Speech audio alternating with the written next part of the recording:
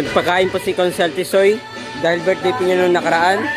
Yan po, nagkakainan po kami, mga kasimbahan ko guys.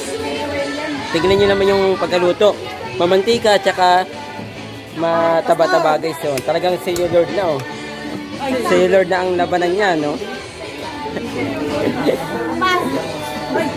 Pampabata talaga yan guys, oh. Tignan nyo naman, oh.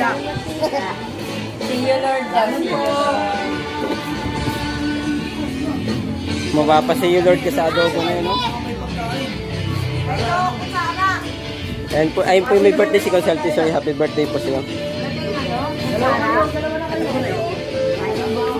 Yung tama pas iwan ko.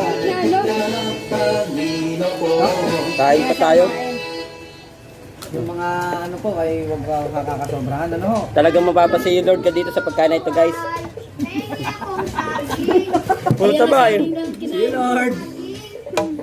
Hindi, minsan lang naman. Pagkatulad naming low blood, okay lang. Oo, sa akin. Puro patatas na lang mahanap ko. Patatas. Ganito pagkain mo. Saging daw, kaya Emma, mayroon. Ay, ayun pala. Ito lang naman guys. Paminsan-minsan lang ito. Hindi mo palagi. Pero nakakatakot pa rin Yan guys. bilang. Hindi ka muna pas. Ayaw po muna. Kasi ito na. Lagay ka na dyan eh. May bigay ko ba dyan? Ang dami mantika. Hindi, magmamantika talaga yan eh kasi magkabayan. Nilagay ko nga dyan, puro suka.